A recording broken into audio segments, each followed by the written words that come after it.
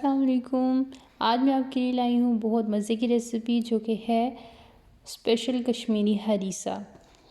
तो इसके लिए आपने आधा कप दाल मूंग लेनी है और साथ ही आपने आधा कप चावल ले लेने हैं और 1 कप आपने गंदम भी लेनी है। इसको आपने अच्छी तरह साफ़ कर लेना है और साफ़ करने के बाद आपने इनको अच्छी तरह भिगो देना है ताकि ये थोड़ी सी सॉफ़्ट हो जाए, क्योंकि हमने बाद में इसको बॉयल ही करना है। इसलिए आपने इन तीनों को अच्छी तरह साफ़ करके और इनको अच्छी तरह भिगो लेना है। और ये देखें, जिस तरह आप लोगों को नज़र आ रहा है, मैंने तीनों को अच्छी तरह वॉश करके और इनके अंदर पानी डाल के रख दिया है। अच्छा, हरीसा आप किसी भी तरह बना सकते हैं, लाइक आप उसमें बीफ भी यूज़ कर सकते हैं, आप मीट भी यूज़ कर सकते हैं और आप चिकन का इस्तेमाल भी कर सकते हैं। लेकिन आज मैं बीफ का इस्तेमाल करने जा रही हूँ, तो मेरे पास ये हाफ़ केजी बीफ है जो मैंने इसके अंदर डाल लिया। आपने कोशिश करनी है आप बोनलेस बीफ लें ताकि ये इजीली हमारे हरीसा के अंदर मिक्सअप हो जाए। तो आपने बीफ के बाद इसमें कुछ इंग्रेडिएंट्स ऐड करने हैं जो कि मैं ऐड करने जा रही हूँ। आपने 2 टेबलस्पून लहसुन और अदरक का पेस्ट ऐड कर लेना है। आप चॉप करके भी इसमें ऐड कर सकते हैं, इट्स अप टू यू। साथ ही आपने 2 टेबलस्पून इसमें हरी मिर्चों का पेस्ट ऐड कर देना है।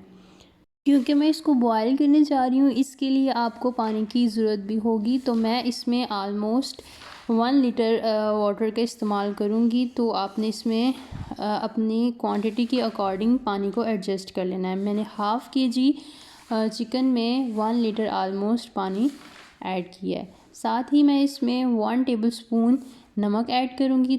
तो इसके बाद मैं इसमें कुछ स्पाइसेस ऐड करूँगी, जिसमें आप 1 टेबलस्पून इसमें ब्लैक पेपर ऐड कर सकते हैं और 1 टेबलस्पून आप इसमें ज़ीरा भी ऐड कर सकते हैं। आप ज़ीरे को अगर ड्राई रोस्ट करके इसमें ऐड करें तो उसका बहुत एक अच्छा आपको अरोमा और टेस्ट मिलेगा, लेकिन अभी मेरे पास टाइम कम था, जिसकी वजह से मैं इसको एज़ इट इज़ अपने रेसिपी में ऐड कर रही हूँ। तो इसको ऐड करने के बाद आपने इसको अच्छी तरह बंद कर लेना है। जिस तरह मैंने एक प्रेशर कुकर लिया है और उसमें मैं इसको अच्छी तरह बॉयल कर लूँगी। तो दूसरी साइड पे मैंने एक और प्रेशर कुकर ले लिया है और उसमें मैं वो चीज़ें जो मैंने भिगोई थी, जैसे कि चावल, दाल माश और गंदम, वो आपने इसके अंदर 1 बाय 1 ऐड कर लेनी है और इसमें भी मैं तकरीबन 2 लीटर पानी शामिल करूँगी। So after 45 minutes, my beef is almost ready, and you can see that I convert the beef into small pieces, and here is all the grains, और ये भी almost अच्छी तरह बॉयल हो चुके हैं। अब आपने एक बीटर की मदद से इसको अच्छी तरह बीट कर लेना है। मेरे पास भी एक बीटर है, उसको मैंने इस्तेमाल करते हुए इनको अच्छी तरह बीट कर लिया है ताकि ये ग्रेनी सा जो टेक्सचर दे रहे हैं वो एक स्मूथ से पेस्ट में कन्वर्ट हो जाएं। So after beating almost 10 to 15 minutes, the grainy texture is convert into a very smooth texture, you can see. But if you feel that still grains are present in your recipe, you can use the grinder for getting a very smooth and soft texture of this harissa. तो lastly आपने इसमें वो beef add कर लेना है जिसको हमने अच्छी तरह बॉयल कर लिया था। तो ये आप लोग देख सकते हैं कि मैं बीफ को ऐड कर रही हूँ और आपने इसको अच्छी तरह मिक्स कर लेना है। उसके बाद आपने इसमें 1 to 2 tablespoon up to your taste आप इसमें ऐड कर सकते हैं। आपने इसको अच्छी तरह मिक्स कर लेना है। मिक्स करने के बाद मुझे इसकी थिकनेस ज़्यादा फ़ील हो रही थी, तो मैंने इसमें कुछ पानी ऐड कर लिया है ताकि ये थोड़ा सा पतला हो जाए, और चूल्हा नीचे चल रहा है ताकि ये अच्छी तरह पक जाए और इसकी थिकनेस भी कम हो जाए। So here is the paste of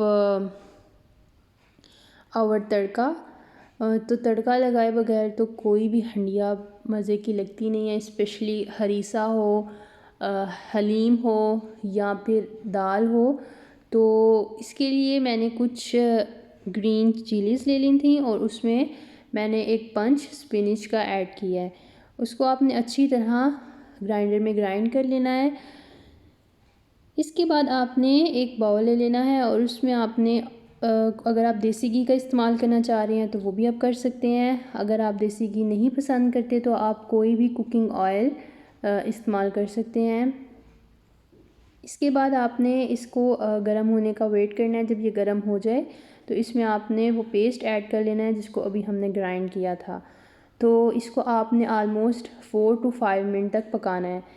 जब ये अच्छी तरह पक जाए तो आपने इसको हरीसा के अंदर ऐड कर लेना है for the final look of our recipe. So ये आलमोस्ट अच्छी तरह पक गया है। मैंने इसको 4 से 5 मिनट अच्छी तरह पका लिया है। तो अब आपने इसको ऐसे ही पकड़ के अपनी हरीसा के अंदर ऐड कर देना है। जिससे हम देख रहे हैं कि बहुत अच्छी लुक नज़र आ रही है। तो आपने इसको अच्छी तरह से मिक्स कर लेना है और फाइनल लुक हमारी रेडी है। बस आपने इसको 2 से 3 मिनट इस तरह पकाना है और इसको आपने किसी भी अपने बर्तन में, बाउल में, जिसमें आप निकालना चाह रहे हैं आप इसको निकाल सकते हैं और इसको आप अच्छी तरह गार्निश भी कर सकते हैं। तो जी आप देखें किस तरह ये ऑलमोस्ट रेडी है और मैंने इसको अब अपने बाउल में निकाल लिया है। I hope you will like this recipe. Thank you.